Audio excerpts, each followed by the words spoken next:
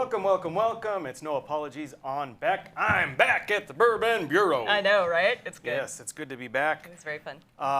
And we've got a great show. We do. We have a lot of guests for you today, a plethora. Yes.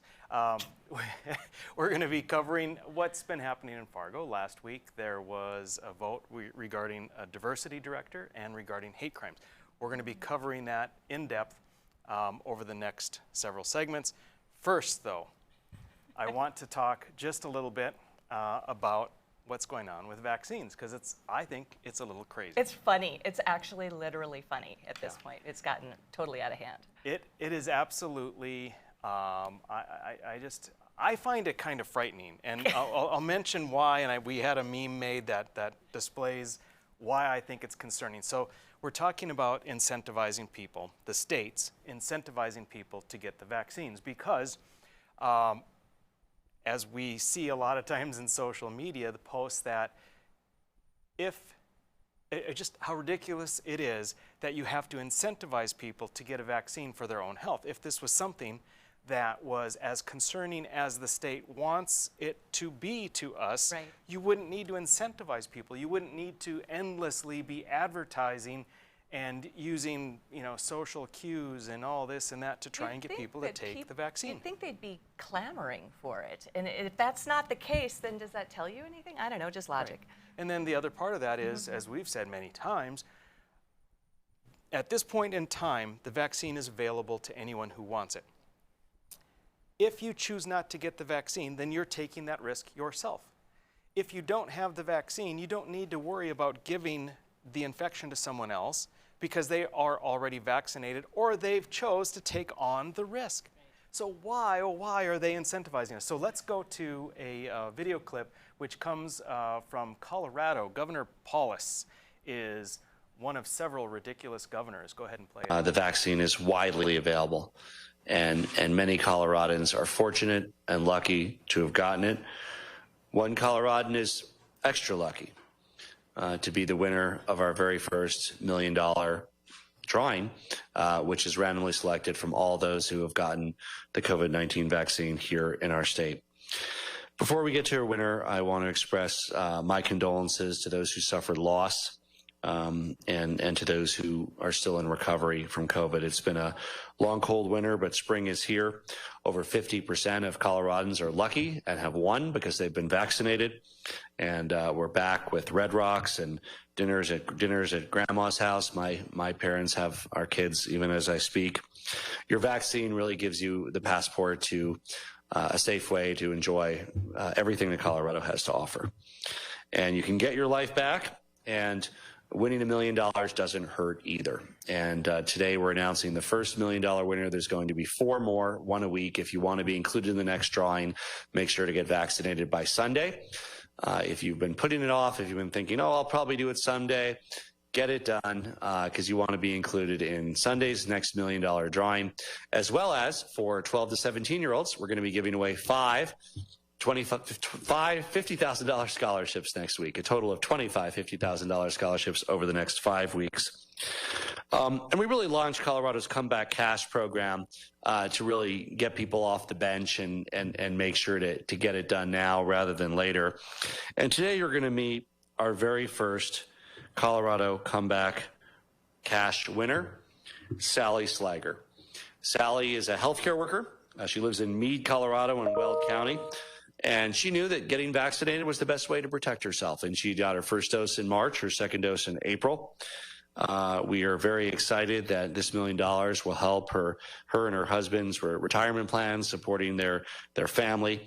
And I would like to invite Sally Slager to the podium, Colorado's first Comeback Cash winner, joined by her husband, Chris. So I know. I actually watched her give her speech, and wow, that's worth watching too. It really was really interesting. yeah, it was. It's just too long to put in the show. Exactly. But there is so much groupthink with this whole topic. And it boggles my mind that the governor, any state officials, think that it's okay to take, in this case, in Colorado, $5 million of taxpayer money Ouch. to create a lottery for people to win if they get the vaccine. It's just... Is this a case where they get just massive amounts of CARES money and like, what should we do with it? What are we going to do with it? And well, then this is what they come up with? This is the best they can come up with. They're not going to build out infrastructure. They're not going to do something that's good for all the citizens. Right. They're playing this game. I've got a Savannah Maddox's representative from Kentucky. I know her personally. She's one of the Liberty legislators that I've worked with over the past few years. She had a really good post, I think. I'd like to quickly read that. Go ahead and pull the graphic up. This is the shot at 1 million. They're doing the same kind of thing in Kentucky. Right. And Savannah says, today Governor Bashir announced that he would be joining ranks with a growing list of governors who have resorted to game show gimmicks in persuading citizens to receive the coronavirus vaccine. You read that right. The shot of hope is now the shot at 1 million. $3 million of federal relief aid will be allocated for this purpose, in addition to 15 full scholarships awarded to children ages 12 to 17. As Kentuckians, which do you find more concerning, the fact that our governor continues to try to manipulate citizens into receiving the vaccine by resorting to these tactics, or that your federal tax dollars are being spent this way? Regardless of your opinion of the vaccine itself, it is indisputable that using public resources in this manner is inappropriate, no matter how many other governors are doing it. How much more effectively could these dollars be spent in addressing the economic devastation caused by shutdowns and other restrictions which were not backed by science? I love Savannah. Right. Kentucky's families deserve better than these ill-advised political stunts. And that's, so yeah, I mean, good job, Savannah. She hit the nail on the head there. They're truly stunts.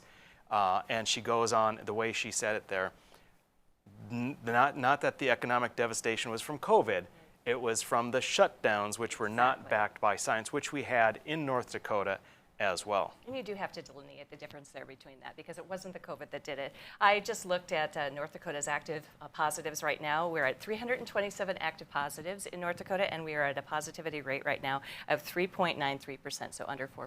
So doing well in North Dakota. And I also did look up some other incentives and things that different states and different entities are offering for getting vaccinated. Beer, hot dogs, burgers, donuts, vaccine card lamination from Office Depot and Office Max, wow. Free Uber rides if you get jabbed, baseball tickets in New York for both the Mets and the Yankees, subway and train tickets, marijuana, no joke, in Washington, D.C. and New York.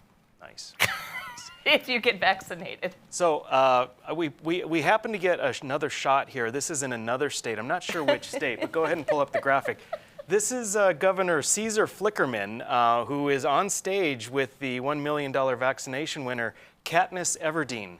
So very much the state doing doing these stunts, these game show stunts. We've seen it before. Katniss Everdeen. It does feel a little Hunger Game-ish. It really does. It's very Hunger Game-ish. It's I would be embarrassed if I was a governor doing this type of thing. Unbelievable. Hang with us, folks. We're going to be talking about diversity and hate crimes and what's going on in Fargo. When you can't find answers to your recurring health challenges, it can feel like your health and your future are being held hostage. The Wellness Way is a network of health restoration clinics that think and act differently to solve the health challenges others can't. Here, we disrupt the standard approach to care through a combination of testing, individual plans, and one-on-one guidance, putting your health and your future where they belong, in your own hands. 40 years ago, Aero Service Team started with one truck and lots of hard work. Times may have changed, but the hard work that we put in to get your lives back in order after fire, water, and disaster hasn't. Over the years, we've seen so many families lose their belongings due to water and fire damage. Restoring homes back to the original state has made every hour of hard work well worth it. Thank you for trusting our family with yours. When disaster strikes, you only have to make one call. Aero Service Team does it all. It's every American's right to bear arms. At Mandan Sporting Goods, we're here to help you support your Second Amendment rights, which reads, a well-regulated militia being necessary to the security of a free state, the right of the people to keep and bear arms shall not be infringed. Whether you're looking for a pistol for personal defense or collector gun, we have the staff to help you. We also have the area's largest inventory of ammo and reloading supplies. Mandan Sporting Goods, the area's local gun and ammo specialists. 40 years ago, Aero Service Team started with one truck and lots of hard work. Times may have changed, but the hard work that we put in to get your lives back in order after fire, water, and disaster hasn't. Over the years, we've seen so many families lose their belongings due to water and fire damage. Restoring homes back to the original state has made every hour of hard work well worth it. Thank you for trusting our family with yours. When disaster strikes, you only have to make one call. Arrow Service Team does it all. Every great pizza has a secret. At New York To Go, that secret lies in our perfectly recreated New York water, the key ingredient to making our signature New York-style pizza. We also feature gyros, with the region's only gyro meat spit, plus Nathan's hot dogs, calzones, and our delicious jumbo buffalo wings. Try a 14-inch or our special giant 20-inch pizza tonight. You gotta know how to fold them if you want to hold them. New York To Go, we deliver for you.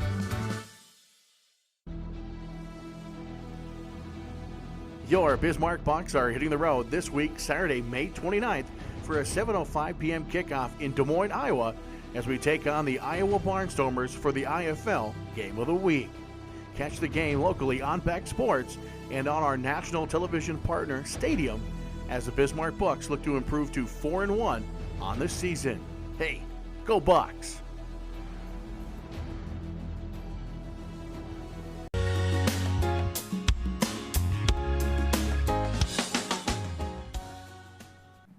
All right, we're back. It's No Apologies on Beck, and we are now going to be talking about a very interesting meeting that the Fargo City Commission had on June 1st.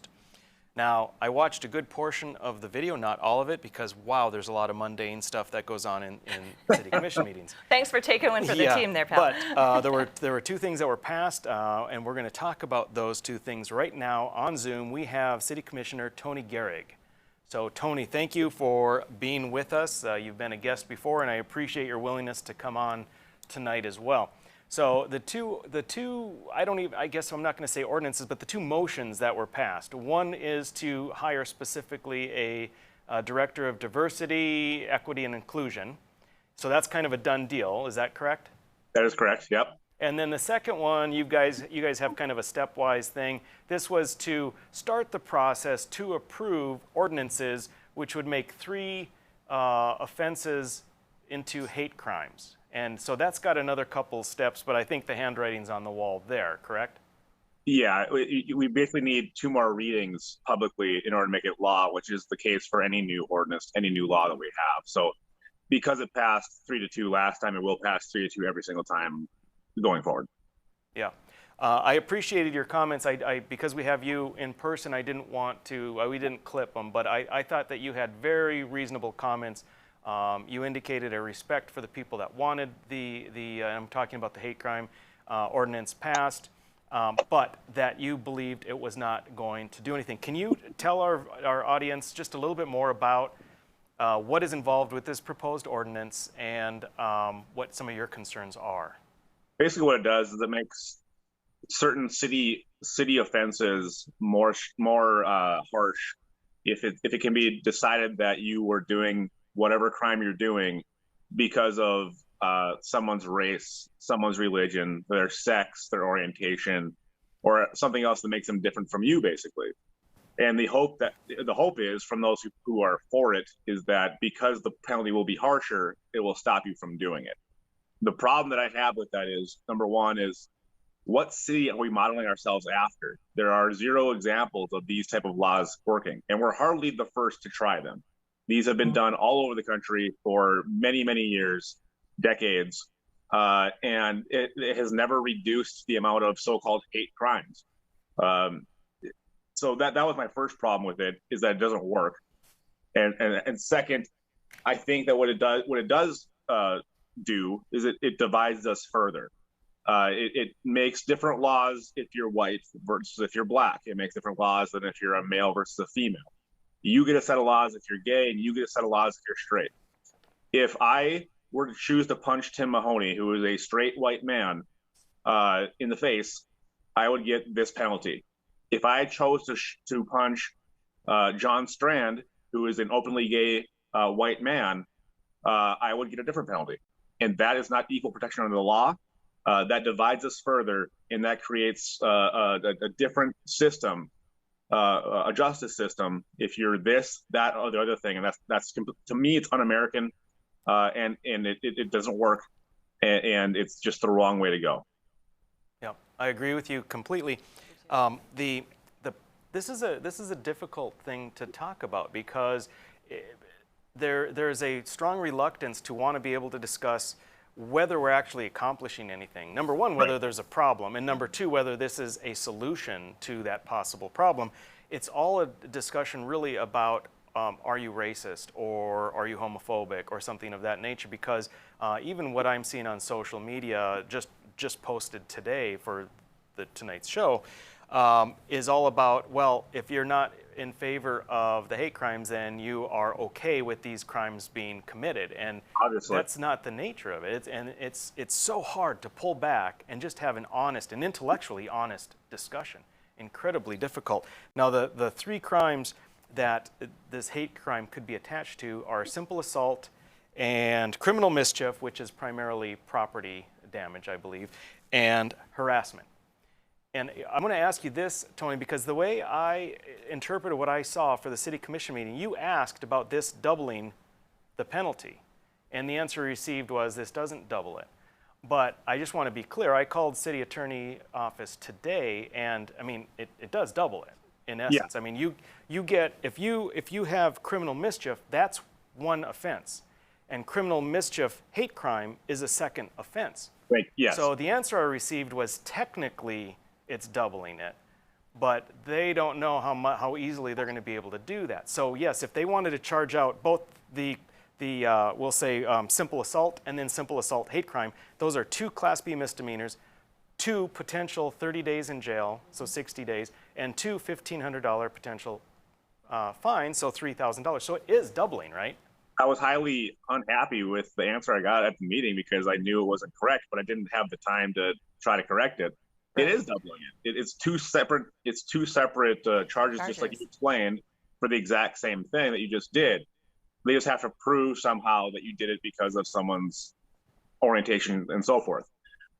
So yes, if I break your window, Becker, if you're a straight white guy, it's one charge. If you were gay or if you were a Muslim or whatever, if you were something different than me, and they would try to prove that, I would have broken your window, got charged with that, and then I got charged with a hate crime separately. It seems like it's ripe for abuse. I'm thinking, how many times is this going to get abused? And I don't see it as a deterrent. It's just not even a deterrent for anyone, I don't think. No, it's not a deterrent, because the only way to deter things is if people know that there is an additional charge. Okay, the vast majority of people will not know there's additional charge to do that. And two, it will never be used. It will never be used. We have a state law that is very similar to this for state crime, and I don't believe it's ever been used. And it has never been used. It's been very infrequently before this. So what this was a moral victory. It was virtue signaling. And when this passed, the crowd went wild at the city commission meeting, and they were all patting themselves in the back. But the reality is we'll do nothing. All it does is further divide us. It will not be a successful, because it will never be used, because you cannot. It's almost impossible to prove someone's intent with these type of things. Why did I break your window? Well, so what? I broke your window. Is the point? Right. Yeah. This really criminalizes motivation. Right. And criminalizes, I guess, an attitude or even a hateful attitude. But it's that goes back to like a Minority Report, pre-crime or thought crime or whatever it might be. It's just it's absolutely crazy. What were your thoughts on Commissioner Strand? I was really surprised at how vociferously he went after the state outside of Fargo. I mean, I haven't watched really any city commission meetings, but wow, does he have a different opinion of the rest of the state versus Fargo? I mean, he basically, where all the rest of us are Neanderthals. Yeah, you're Neanderthal thinking, I guess. You have to ask John. I don't want to put words in his mouth. Yeah, sorry. I think overall, it's one of those things where, again, because it was a moral victory, because it really didn't do anything, they have to stand on the soapbox and say, look how great we are, look what we've done, come here now because we're better than everybody else. So it doesn't do anything. It was a moral victory, it was virtue signaling, and that's just exactly what it was, and that's what you saw. Yep. I want to pivot now to the director So we have Terry Hogan is going to be the new Director of Diversity, Inclusion, and Equity, or whatever. You had some good points there. We've only got a minute left, unfortunately, but I'd like to hear your take because you were one of the no votes. So tell us why you voted no on that. It's a nonsense position because there is no way to prove whether he did anything or not. His job is contingent on that we are a racist city and that he can fix that racist city. Well, guess who gets to decide if we're a racist city or not? Part of his job description is to do an analysis of if Fargo is racist or not, like overall, like to its core. Well, if he does the diagnostic and finds that we're not racist, guess what? He just fired himself. He just lost a $100,000 job. He's not going to find that. He's going to find that we're racist, and he's going to tell us how he's going to fix our racism. And then we have no way. And then he's going to tell us what the metric is for him fixing our racism that he decided what it was. So there is no win here for anybody. He has to find that we're bad people. He has to tell us how we're going to fix it, and he has to institute the way we're going to fix it. There's a problem here. There's a big conflict of interest in all of that. His contract is for up in 1 year. We're going to see what he does. He's a good man. I had a good conversation with him, but there is no win here for the city of Fargo, and I hope in 1 year he gets fired. Not because I don't like him, not because I think he's a bad person, but because we don't need it, and he can't fix anything. Can you let the people of Fargo know how everyone voted to on the commission, just so that they have a count? The same as the hate crime bill. Is me and Dave voted against it, and the other three commissioners voted for it. Okay. Just wanted to make sure the people in Fargo knew who was voting how. One of the things, Tony, that I see in the essential duties and responsibilities, I mean, we could talk for an hour on this. And you, I think, use the phrase word salad. There is a lot. This is progressive word salad, but I think you probably see a lot of that in your commission meetings. But stepping away from that, there is here that the director should evaluate and implement metrics to establish a baseline and support continuous measurement of progress and outcomes of the equity and inclusion initiatives. It seems to me that this is going to be critical that you and perhaps Commissioner Peepcorn are going to have to hold the director accountable to actually do this, because I would love to see what that report would look like on an outcome analysis of whatever it is that he is supposed to do. Guess who sets the metric? He does. Guess who does the evaluation of that metric? He does. So if I were doing my own analysis of my own metric, I would show that I was highly successful in whatever the hell I was talking about. So that, again, conflict of interest and the word salad, I hope people read that document. No one will. But there were so many words that didn't mean anything in that document, and it was just hard to read because there's no way to successfully show that we aren't a racist city. You can't prove a negative. So I hope people see through this, and I hope in 1 year it's not a position anymore. Yeah, if you read through it, you're like, if you're reading through it critically, what does that mean? Mm-hmm. What does that mean? What does any of this mean? know, right? I don't know. It's crazy. But Tony, we're out of time. Thank you very much for joining us. Folks, hang with us. We have another great guest for each of the next two segments.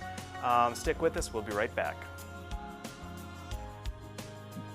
When you can't find answers to your recurring health challenges, it can feel like your health and your future are being held hostage. The Wellness Way is a network of health restoration clinics that think and act differently to solve the health challenges others can't. Here, we disrupt the standard approach to care through a combination of testing, individual plans, and one-on-one guidance, putting your health and your future where they belong, in your own hands. 40 years ago, Aero Service Team started with one truck and lots of hard work. Times may have changed, but the hard work that we put in to get your lives back in order after fire, water, and disaster hasn't. Over the years, we've seen so many families lose their belongings due to water and fire damage. Restoring homes back to the original state has made every hour of hard work well worth it. Thank you for trusting our family with yours. When disaster strikes, you only have to make one call. Aero Service Team does it all. Prairie Patriot Firearms and Training is the region's most complete gun and training center. 5-lane indoor range, a gun shop, and a certified training facility. Firearms training courses are offered daily for new, intermediate, and advanced shooters. If you're not comfortable in a classroom setting, Prairie Patriot offers one-on-one private lessons, from basic self-defense training to concealed weapons testing, along with a full line of guns, ammunition, holsters, and concealment clothing. Prairie Patriot, 3930 Memorial Highway, prairiepatriot.com. 40 years ago, Aero Service Team started with one truck and lots of hard work. Times may have changed, but the hard work that we put in to get your lives back in order after fire, water, and disaster hasn't. Over the years, we've seen so many families lose their belongings due to water and fire damage. Restoring homes back to the original state has made every hour of hard work well worth it. Thank you for trusting our family with yours. When disaster strikes, you only have to make one call. Aero Service Team does it all. Every great pizza has a secret. At New York To Go, that secret lies in our perfectly recreated New York water, the key ingredient to making our signature New York-style pizza. We also feature gyros, with the region's only gyro meat spit, plus Nathan's hot dogs, calzones, and our delicious jumbo buffalo wings. Try a 14-inch or our special giant 20-inch pizza tonight. You gotta know how to fold them if you want to hold them. New York To Go, we deliver for you. It's every American's right to bear arms. At Mandan Sporting Goods, we're here to help you support your Second Amendment rights, which reads, a well-regulated militia being necessary to the security of a free state, the right of the people to keep and bear arms shall not be infringed. Whether you're looking for a pistol for personal defense or collector gun, we have the staff to help you. We also have the area's largest inventory of ammo and reloading supplies. Mandan Sporting Goods, the area's local gun and ammo specialists.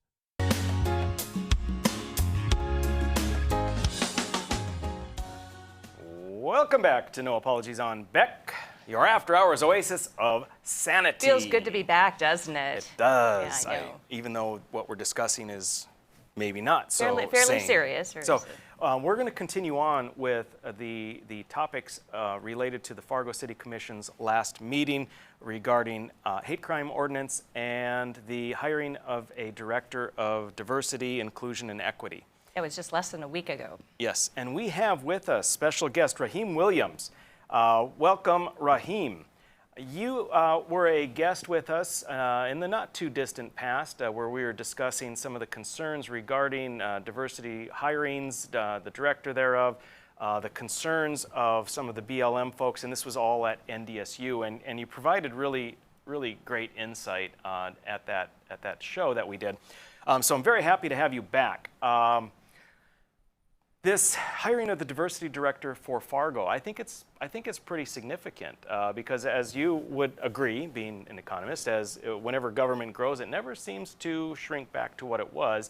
And hiring an entirely new director who, at one point in time, may require additional staff, all of which will be on the pension plan, of which you are also an expert. I mean, this is a big deal. What are your thoughts with regard to Fargo hiring a director for diversity, inclusion, and equity? Do you think it's a good move, a bad move, a cautiousness? Where are you at? Well, I think it's ultimately irrelevant. You can't really tell people how to think or feel about certain issues. Trust me, the national media has tried. Half the country wouldn't go along with it. So at the end of the day, we can all just speak from our personal experiences, but like you said, I don't see how hiring somebody to look for racism is going to help. I lived in downtown Fargo myself for 3 years. I will definitely say I had one racist incident where a gentleman was driving a red pickup truck, and while I was walking with my wife, and he started making monkey noises or animal sounds at me. It was extraordinarily disrespectful, but I have 100 stories like the entirely white family that stopped in their pickup truck to dig my car out of the snow with me after they saw me struggling. And I have far more stories like that in Fargo, and I generally don't share the other one because I know it's not reflective of that community. I never really felt unwelcomed outside of that one incident that lasted a few seconds out of the entire 3 years I was there. I never felt unwelcome. I felt very loved, and I felt like I was a part of the community and the neighborhood I was in. So I'm not really sure of the need for this. However, I am sure of the need for politicians to pander to their base, and they'll do it with tax dollars. Well, that is well said. That was very well beautifully said. Yeah, I agree, and I think that this whole finding people in government posts such as this is based somewhat on, well, it's on like postmodernist theory, right? Critical race theory. This progressivist idea that if society can change people's behaviors and people's thoughts and so forth, it can lead to a better society. I think it's a generally a far left or progressive ideology. Do you agree? I mean, to be honest with you, there's nothing wrong with being against racism, being against hate, right? There's nothing wrong with that. The issue here is the applied reality of it. Like, let's say we're going to hire somebody to come here at $95,000, and to be honest with you, I would have taken the job. I could use a raise. So we're going to give them taxpayer dollars, and we're going to say, hey, go find racism. What exactly is this person supposed to do within the constitutional bounds? Like, offensive speech is generally protected for good reason. So what exactly are they going to do when they find this racism? Is the city of Fargo going to start monitoring internet conversations? I was reading through the hate crimes law or whatever, or ordinance, and I found it very interesting. I don't understand how this is enforced. How this is going to be enforced. Apparently, conversations that didn't even take place can be hateful. Right? That's weird. So I'm like, okay, how are you going to enforce this without getting extraordinarily draconian and effectively raping individual liberties? That's the scary part, more so than the ideology surrounding it and stuff. We can go 30,000 feet, but I just want to take it to the ground, which is how in the hell are you going to enforce this? And I don't think they can, and I believe they know they can't. And it's not about enforcing it. It's not about changing the community. It's about virtually signaling to the base for the politicians who voted for it. That's the bottom line. I did not care for the word perception, a perception of a hate crime. I'm like, how do you criminally prosecute a perception? That just blew me away. Intent and perception of the conversations from the phone calls that may or may not have taken place. Wait, what? What? I know. Okay. That was really puzzling to me. That makes no sense whatsoever. Yeah. But the city of Fargo's, I was going to say the city of Fargo, and no disrespect to Carrie, like I said, I would have taken the job to play token, because that's essentially what it is. It's a glorified job role to make the city look less racist. And that's, so you went and got a black guy from Chicago. And I mean, like I said, no offense to him, I would have taken the money. It's a lot of money. Fargo's a way better place to live than Chicago, which is far more diverse, by the way. Right. But it is what it is. So it's kind of like, if that's what citizens want and they want to vote for that to feel good about themselves, and they should vote to give him more money and give him a bigger staff. And because if you want to set tax dollars on fire, if that's what's in their hearts, it makes them feel good about themselves, let them. And I'm going to go out on a limb. I'm just going to say I don't understand what's so great about diversity. I mean, that sounds pretty crazy, right? But I mean, I think when you have people with different backgrounds, that makes life more interesting. But for the government to try and force a range of people so that I can feel that my life is better because other people were brought in to expose me to different worldviews and so forth, I think that's crazy. I love being exposed to people with a vast array of experiences and ideologies. But to think that somehow it's better. I mean, if we look at Japan or look at Finland, I mean, these are homogenous societies. I don't think they're worse off because people that look different than them aren't shipped in. I mean, I think it's not really about how many of this and that. I once had this conversation with local activists about what exactly is an ideal diversity. They said NDSU wasn't diverse enough, but it's a state university that is more colorful than the state's general population. So what is diverse enough? And if the question of diversity is we need to make Fargo less white or less straight or whatever, then there's going to be little buy-in. The fact of the matter is the community I found when I lived there was already very inclusive and accepting and welcoming. And as long as that continues to be the case, I don't really see the need to waste the tax dollars. Right. Are you aware of, say, Atlanta, Are they looking to try and get more white people to be more diverse as far as you're aware? Not to my understanding, but Okay. Atlanta's a beautiful chocolate city. Fargo's a beautiful Nordic origin city. I don't really care about any of these things. I'm not counting races. I don't look at society as a Crayola box in need of different colors. Exactly, and that's the key right there, is That's that a good society is a colorblind society, and these types of policies are constantly pulling us back to look at skin color. Social engineering. The last quip I'll make, and then we're going to be out of time for this segment, Raheem, is it seems to me that the yes votes on the city commission, if they're so concerned about diversity and skin color, one of those yes votes should probably step down so someone with a different skin tone can go into their place. And it seems to me that our only option is Mayor Mahoney, because Commissioner Strand is openly gay. Commissioner, I forget, but Arlette is obviously female. So that leaves Tim. I think if he stepped down, and if you're looking for, I don't know how much they get paid, maybe that would be a loss. But I think maybe you should step into the mayor's position, Raheem. I mean, I really do think Tim should step down and endorse me. It's clearly the best thing to do for diversity if he cares, but he doesn't. We know that. Exactly. Raheem, thanks so much for being on. I'm sorry it was only one segment, but we very much enjoyed having you. Hopefully we'll be able to do this again soon.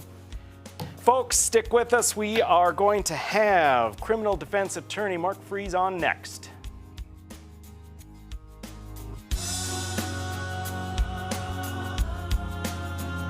We're the ladies of Another View, bringing you a fresh view on local issues. And different perspectives you won't get on the mainstream media. Watch us weekday afternoons at 4:30 Central Time on Beck News and at beck.news.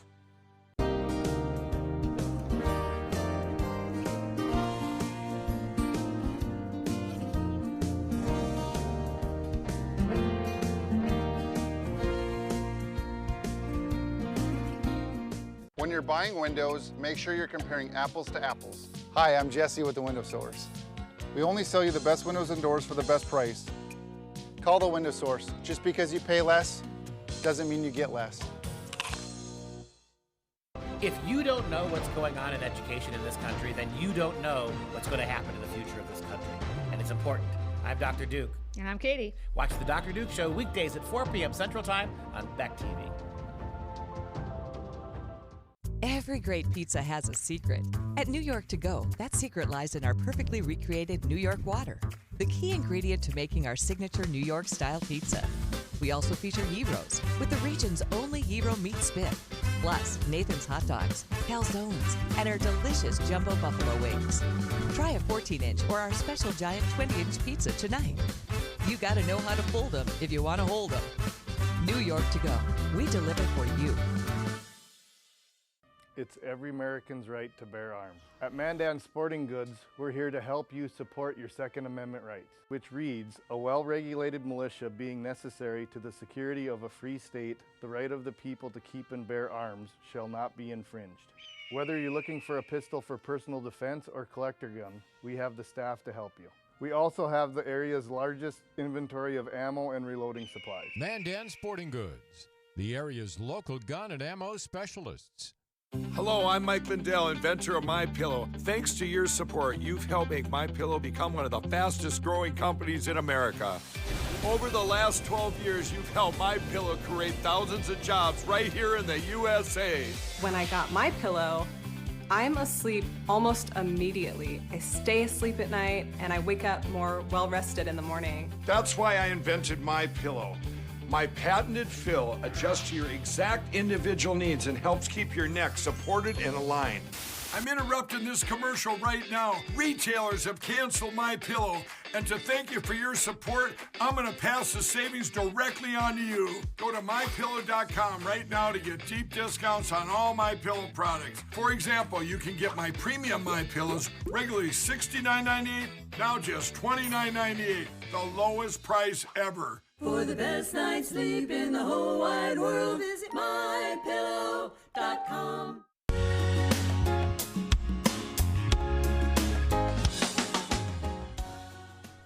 Welcome back to No Apologies on Beck. I'm your host, Rick Becker, co-host Lori Hintz. Did I even say that in the beginning of the show? But that's okay. They know. They know. They already know. All right. So we are going to continue on our journey in looking into what the Fargo City Commission has done on June 1st with passing. We talked extensively about the diversity director, and now we're going to dive a little bit deeper into the proposed hate crimes ordinance. It needs 2 more votes, which it will get. And we have with us criminal defense attorney Mark Fries, who I hold in very high regard with regard to his knowledge and to his respect for civil liberties. Welcome, Mark. Appreciate you being on. My pleasure, Doctor.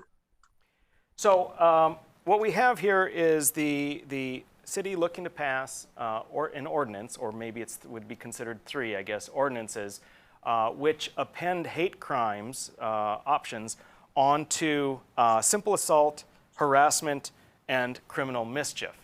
And that, there we are right there.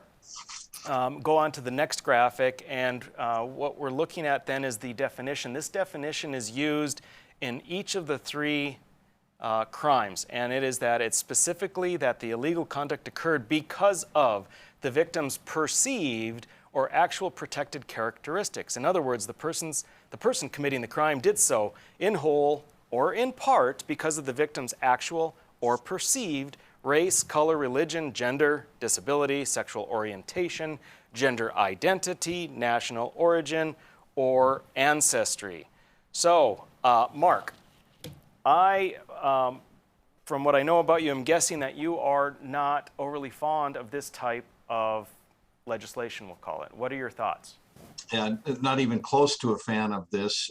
As a practitioner who makes a living with representing people who are accused of crimes, maybe from my own economic interests, it makes sense. But as a matter of policy, this is a terrible idea from top to bottom. Foremost, for me, the problem that I have is that the legislature this last session was presented a similar proposal. It was debated openly where people could come in and offer opinions. It was debated extensively, and the legislature said no. Criminal laws should have uniform application across the state of North Dakota, and this won't have uniform application. And it's an affront to what the legislature did during this past session. Yeah, absolutely is. And I mean, you can go back to the very beginning of all of this and say we shouldn't even be talking about this because we should not be criminalizing thought. We should not be criminalizing motive. It's incredibly hard, if not impossible, to prove what a person's motivation is. And the discussion on whether it actually is any worse. If I harm you or your property because I don't like the shirt you're wearing versus I don't like the fact that you're wearing a crucifix or a Star of David or whatever else, does it matter? I've damaged your property and we already have a law for that. That's absolutely right. And I'm a proponent of allowing judges to consider all facets of the case in order to make an appropriate sentencing determination. North Dakota has a statute that says there are 14 factors a judge could consider in determining a reasonable sentence if somebody's convicted. Add to that, whether it was motivated by hate or bias or animus, so that the judge could make a determination as a factor in sentencing. And I have absolutely no reservation with that. But creating a separate crime where certain people are going to receive preferential treatment just doesn't fit well with our scheme. Yeah, absolutely not. And go ahead and pull up the graphic of the Fargo Hate Crime and Bias Incident Report. There is already an opportunity nope, that's not it. There's a Fargo Hate Crime, and there you go. So there's an opportunity to report a hate crime or bias incident. Now, this is not with regard to this new ordinance, but it's very interesting because it goes into the incident could have been leafletting, which I'm not even sure what that is, but public indecency, phone harassment, an unwanted letter. I mean, it's just, there's no limit to what it could be. And Mark, as you pointed out, North Dakota already has a law against crimes based on this type of thing. It's not as extensive as what the ordinance would be, but it's already in place. And what that does is it creates a conflict that may be irreconcilable. When North Dakota's criminal code was adopted in the early 1970s, the lawmakers at that time very wisely said that that no criminal law or no offense defined by state law may be superseded by municipal ordinance. Fargo's been in trouble for this before. In fact, I was one of the attorneys who sued them to the tune of several $100,000 for ignoring limitations that the legislature had set. And here, if the state law sets forth the specific categories of people who are entitled to protection, and Fargo goes out and adds additional people to that list, they've superseded state law. So they're inviting legal challenge by this effort as well. Yeah, you know, at the commission meeting, Commissioner Strand, where is he at here? I don't know. Commissioner Strand really chided the rest of the state for not being on board with this type of thing, and chided the legislature for having voted against this type of. So they're aware of it. Not only that, but he commended Commissioner Preston for waiting until the legislature was out of session before bringing this up, so that the legislature would not preemptively prohibit a municipality from enacting such an ordinance. So, I mean, they know exactly what they're doing.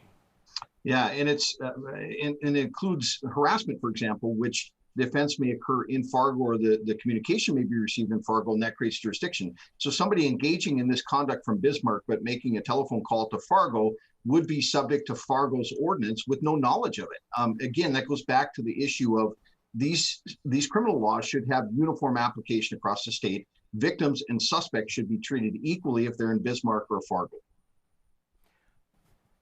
Part of the problem with this, and there are so many things, but part of the problem is proving the motivation.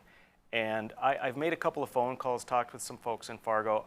I'm not so sure that there is really a significant intent to prosecute these hate crimes. Rather, perhaps, to use the charge of a hate crime to get a guilty plea on one of the other offenses, which, as a criminal defense attorney, you know, must really rub you raw, because I know that prosecution does that very commonly. Yeah, and there's been a lot of people, Doctor, that have worked hard over the last 15 years to reform our criminal justice system in North Dakota, and folks have made a very good forward progress in that effort. And there's an obvious conflict between using the criminal justice system to advance this type of agenda when we've worked so hard to reform our justice system already. And I acknowledge, I'll be the first one to acknowledge that minorities have been treated very unfairly in our criminal justice system, yet they're turning to the actual system that they've been objecting to, and they're advocating for the expansion of criminal law when the same people have worked very hard to reduce the number of criminal cases. So yeah, absolutely. I have real problems with using new crimes to leverage pleas of guilty for former crimes. Yeah. Well, and that it's very interesting how you position that, because yes, we have been pulling away with justice reform, but basically it was said by people in the audience as well as commissioners that really the penalty should be even stronger than a Class B misdemeanor, that they want to take someone's internal hate, their motivation for committing a crime, and actually make that a bigger offense than the crime itself, which is astounding. Mark, I'm going to ask you to hang on if you would. It's already time for us to take a break. If you can come back for another segment, let's dive a little bit deeper into each of those three ordinances, okay? You bet. All right, hang with us, folks. We'll be right back.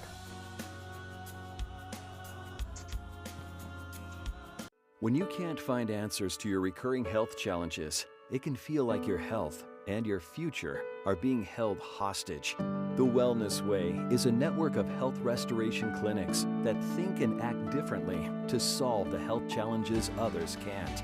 Here, we disrupt the standard approach to care through a combination of testing, individual plans, and one-on-one guidance, putting your health and your future where they belong, in your own hands. 40 years ago, Aero Service Team started with one truck and lots of hard work. Times may have changed, but the hard work that we put in to get your lives back in order after fire, water, and disaster hasn't. Over the years, we've seen so many families lose their belongings due to water and fire damage. Restoring homes back to the original state has made every hour of hard work well worth it. Thank you for trusting our family with yours. When disaster strikes, you only have to make one call. Aero Service Team does it all. Spas, etc. Yeah, yeah. You've come to know and trust us for over 18 years with the largest selection and showroom in Western North Dakota for our beautiful Sundance spas. Plus, you can pick out your next home experience with our selection of pool tables, shuffleboards, and fun accessories. Spas, etc. Your relaxation destination on Main and Bismarck. 40 years ago, Aero Service Team started with one truck and lots of hard work. Times may have changed, but the hard work that we put in to get your lives back in order after fire, water, and disaster hasn't. Over the years, we've seen so many families lose their belongings due to water and fire damage. Restoring homes back to the original state has made every hour of hard work well worth it. Thank you for trusting our family with yours. When disaster strikes, you only have to make one call. Aero Service Team does it all. Every great pizza has a secret. At New York To Go, that secret lies in our perfectly recreated New York water, the key ingredient to making our signature New York style pizza. We also feature gyros with the region's only gyro meat spit, plus Nathan's hot dogs, calzones, and our delicious jumbo buffalo wings. Try a 14-inch or our special giant 20-inch pizza tonight. You gotta know how to fold them if you want to hold them. New York To Go, we deliver for you. It's every American's right to bear arms. At Mandan Sporting Goods, we're here to help you support your Second Amendment rights, which reads, a well-regulated militia being necessary to the security of a free state, the right of the people to keep and bear arms shall not be infringed. Whether you're looking for a pistol for personal defense or collector gun, we have the staff to help you. We also have the area's largest inventory of ammo and reloading supplies. Mandan Sporting Goods, the area's local gun and ammo specialists.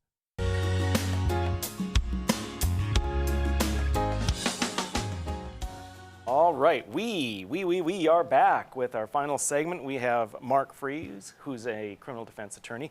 We are talking about Fargo's proposed ordinance against hate crimes. And I will say to our audience, I did reach out to all three of the commissioners who voted yes, because we are not about only sounding off in an echo chamber. I very much wanted to be able to have a back and forth. And understand better what the motivations are for passing this and for hiring, for example, the diversity director. For those that got back to me, they were not interested or willing to be on. I also reached out to Dr. Terry Hogan, who is the diversity director. Now, he gave a very nice response. He probably will come on at some point in the future, but it made sense for him to wait until he's in his position. So I just want to let folks know we are not only wanting to give you one side. I very much would love to debate the other side. However, very, very grateful to have Mark Fries here. So Mark, there are three crimes here in which they can append, we'll say, a hate crime on top of. One is simple harassment. Now, in their ordinance, and I do find it interesting that in each of the three ordinances, it says a person is guilty of an offense if he. Now, Fargo, being very concerned about pronouns, I'm surprised that they stick with a specific male pronoun there. But what I'm looking at here is it seems like it's poorly written. I think what they took is the simple assault ordinance, and they just put it in there, and then they added in the segment that adds the motivation about the religion, gender identity, and so forth. But it doesn't make sense, because you've got the willfully causes bodily injury to another human being or negligently as B, and then C is an entirely separate thing about the identity. And they don't go hand in hand. This is poor law. I don't think this would stand up. Did you read it? Do you feel the same way about it? Well, I think it's very inartfully drafted. I think that there are all sorts of constitutional questions that arise from the way it's drafted, but there's strict interpretation questions that come to light too. It's in whole or in part because of the actual or perceived, and then it lists a number of factors. But whose perception are we relying on? And is it the perception of the victim, the perception of the suspect, the perception of the jury? These are the types of things that get cities into trouble when they don't have review like legislative management or like legislative counsel for state law. It's going to be challenged. There's no question if it's passed.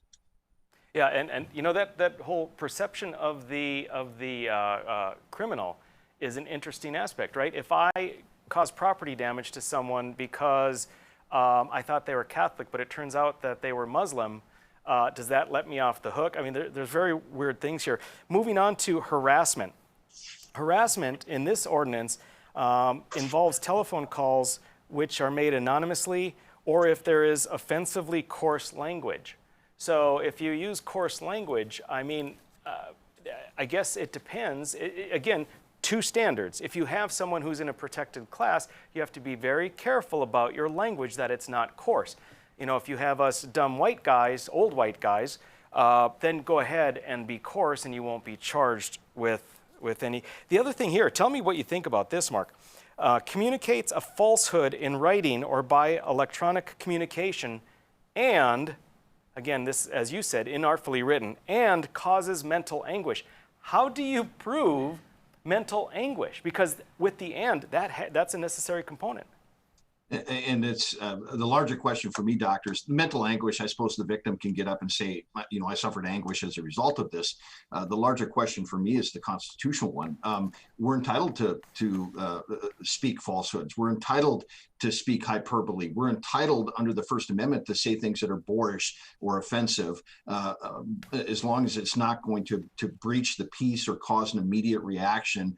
The First Amendment protects boorish comments. So really what they're trying to do here is criminalize things that the First Amendment has clearly said, and the courts, both in North Dakota and the United States Supreme Court, have said are protected.